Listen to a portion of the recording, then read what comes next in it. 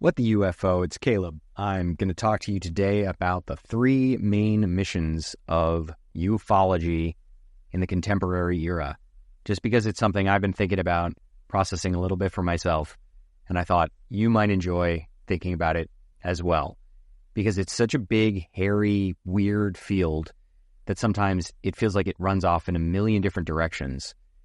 I think it's useful to think about three major avenues, and then you can kind of consider personally which, if any of them, resonate for you and where you want to spend most of your attention, because not everybody has to do all of these things in equal measure.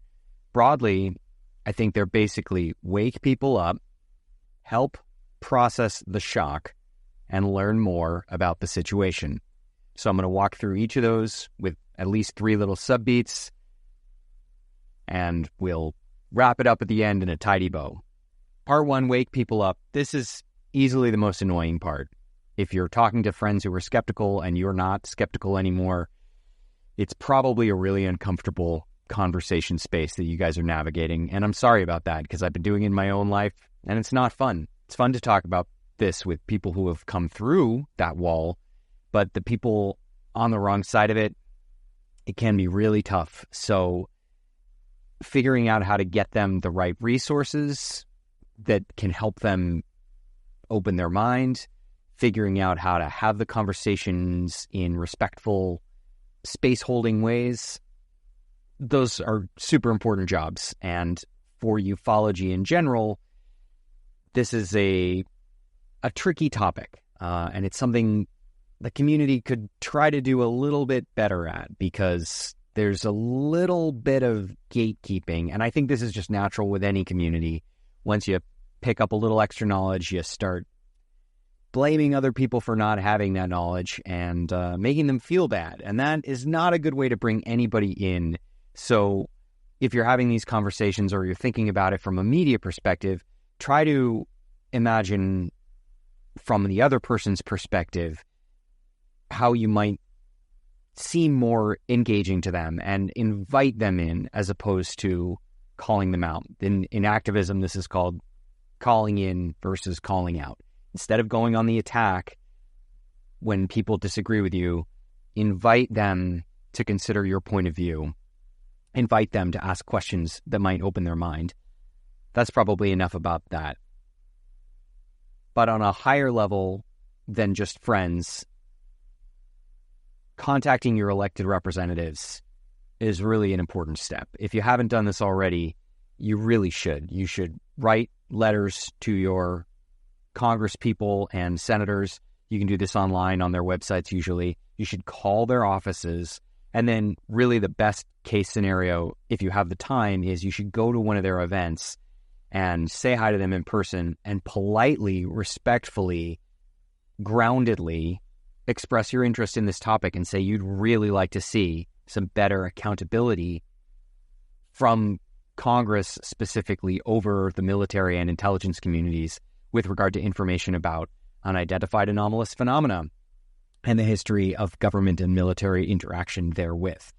Finally, more generally, not talking to specific people here, but you want to post relevant info. So you want to get people to good resources. I think you want to steer away for at least a while from the wilder stuff. It helps, I think, to give people really good grounded starting points. UAP Guide is an awesome website. The Galileo Project is really cool. Leslie Kane's book, UFOs, is really awesome. Pick your touchstones of material that is like really worth sharing in the world and get it out there. Do some posting. That's wake people up. That's, in general, that's category one of what ufology should be doing. And I just sort of hinted at this, but if you're a person who works in media, you have, I would say, a bigger opportunity and maybe a broader responsibility to help people process this information and get them more reliable facts. Part two is help process the shock. And this is kind of the big ongoing emotional work of ufology. We're stepping into an era where humanity is going to radically update its understanding of reality, and that's going to be really uncomfortable for a lot of people. It's called ontological shock for a reason. It's shocking. That's a phrase that people have used in many fields, but I think John Mack brought it to ufology in the 90s, and more recently, it's been a popular phrase around David Grush and people grappling with this idea that, in fact, intelligent beings have been visiting us for a really long time. I would also note that there's an epistemological shock that's unnecessarily fancy, but there's a knowledge shock, not just to the understanding that non-human intelligence is operating around Earth, but to the weird feelings of being let down by your institutional structures, which you would have assumed might have told you about this before now. So it's understandable for everybody to feel a little bit weird that their governments didn't tell them about this, that their media didn't press harder, that their intellectuals and academics didn't dig deeper and find these answers sooner. And I think there's going to be sort of a sense of betrayal toward those institutions as we process this information. But the bigger thing that we're all going to be processing is humans are cool, but we're not the most advanced intelligent species operating around our own planet. We don't have technological superiority over our own space, which means we can't necessarily control who comes in and out. And we don't have diplomatic relations yet with these beings that we don't know much about and understand. So we're going to be in a really unstable era, civilizationally, as we process this information. And it's important to practice really basic grounding techniques like mindfulness meditation, connection with nature, deep, meaningful friendships, family attention, especially in a time where all of our attentions are getting pulled in 8,000 different directions on the internet every day. We want to cultivate that inner peace, not just because it's good for society writ large without aliens, but because in a world where we're processing this ontological shock together, things are going to get a little tumultuous, and we need to be able to be there for ourselves as well as for each other. So my short list here is you can share your own experience about this with people, which will help them feel they understand you and might make them feel a little bit better about what they're going through. You can hold space for people in conversations where they're sharing how they're processing this. And broadly, you can write and think and share on a larger level in a more generic sense. Maybe you're an artist, maybe you write essays, maybe you're a political activist, maybe you're good with communications in a marketing sense. Whatever your skill set is, you might think about some ways to use it to help people feel okay as they process this big realization. And I personally find some strength in looking to recent times that this has happened, recent as in the past few hundred or thousand years for humanity. Like when we processed the idea of evolution, that was really big and hard and took us decades and a lot of fighting. And we processed heliocentrism, the fact that the Earth goes around the sun, and that took us decades and a lot of fighting, and it made people very uncomfortable. So I think we're in for some decades like that around UAP and NHI, non-human intelligence, and it's going to be pretty destabilizing. So one of the big operations of ufology and of people who are thinking and caring about this should be and is to help people process the shock of updating their reality in this way. And don't forget to do that for yourself, because you're updating your reality too.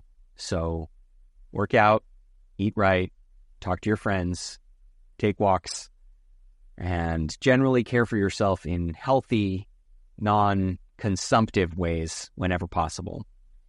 Finally, big picture, learn more about the situation. This is kind of the place that we all want to run to in ufology, and it's where we've been mostly for the history of the field, which is like roughly 80 years, you could say, although for thousands of years, people have been talking about beings from the sky, so you could say religion is ufology in some sense.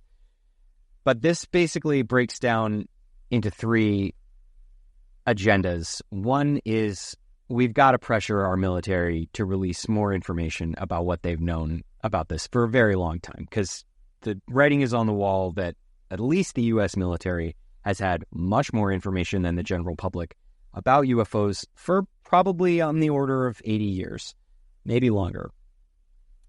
Two, and kind of concordantly, we need to pressure our media to do much better on this subject. I'm not really talking about the new media and pod folks like us.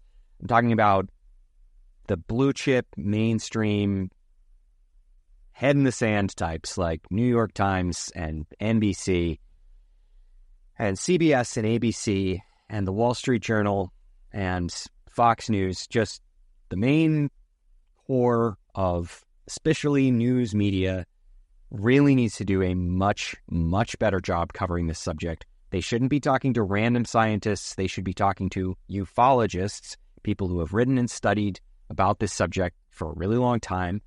They should be grilling military professionals about this, not just the Pentagon spokesperson, but actual Department of Defense heads and major generals and chairman of Joint Chiefs, etc.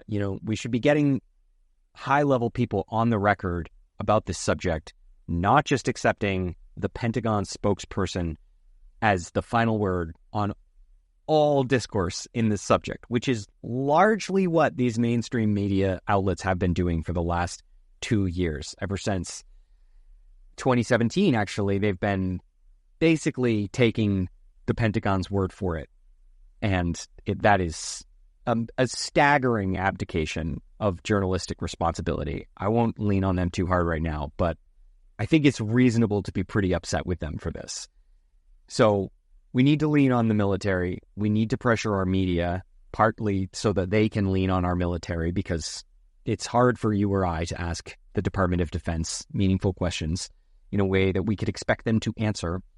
And finally, we should, not finally, there are two more really big things. So 4 subsections for this one. Science. We've got to do a whole bunch more science. And this is an area where there's a ton of good news. There are like 6 or 7 really big, really energized organizations that are moving forward to do science about UAP. I'll put their links in the place, but the 2 off the top that are the biggest are Galileo and SOL. But there's also the SCU, the Scientific Coalition for Unidentified Studies or something. Obviously, I'm going to have to just write these down somewhere else. But there are 6 or 7 large organizations that are taking this seriously academically. We need rigorous standards. We need people to start sharing sensor data with each other. We need to start developing field study methods. There's a whole academic world of stuff that's about to happen, and it's just starting to happen. Here in 2024, the first scientific journal about UAP was released in January. So it's really just the dawn of the scientific UFO era. Despite interest throughout the 50s and 60s, the subject really largely died after the Robertson panel, which I think was in the 60s. We don't need to cover it too deeply, but it took a long time to get back to a place where scientists were actually willing to engage this subject with meaningful rigor. And we need meaningful rigor, because other than the military telling us what's going on, there are only 2 more ways for us to get more information about this. And one of them is doing really good science. And the other one is the last big thing that I think ufology might think about. And I'm going to write and think about and talk about this more in days to come. And that's public contacts. Basically, the only other place that we can get more information about what non-human intelligence is doing around Earth is from the non-human intelligence. So we can get some of this information from our military, we can get some of this information from our scientists, but from the mouth of the horse is where we're going to get the last and best kind of information. Not like we want to trust them exclusively, we want to do our own science too and do our own military research as well. But sooner or later, we're going to need to end up in a situation where we are publicly interfacing with some of these beings, and that's going to require diplomatic efforts, cultural structures, scientific outreach, and some kind of psychological processing to have a good, meaningful conversation and start bringing humanity into a civilized relationship with people who come from places other than Earth. Even saying that still feels crazy because what the UFO is going on? So that's my big picture, 3 buckets for what we should all be thinking about and working on. And if you've got more, I'd love to hear them. In general, recapping, waking people up, processing the shock, and learning more about the situation, I think are the 3 main areas ufology needs to work on and is already working on. So you might take a little time to consider which of those areas you gravitate toward most. Maybe you do a little bit from all the areas, but you want to move heavily toward one. Maybe none of this is your speed and you just want to listen while other people process it, in which case you can tune back in because I'll be happy to keep doing this. If you like us, check out our Patreon page. You could be integral to making this continue to exist. At the time that I'm recording this, you would be the first person to support this podcast, and I certainly could use it. So thank you in advance for the possibility of your help, and I hope you have a lovely day.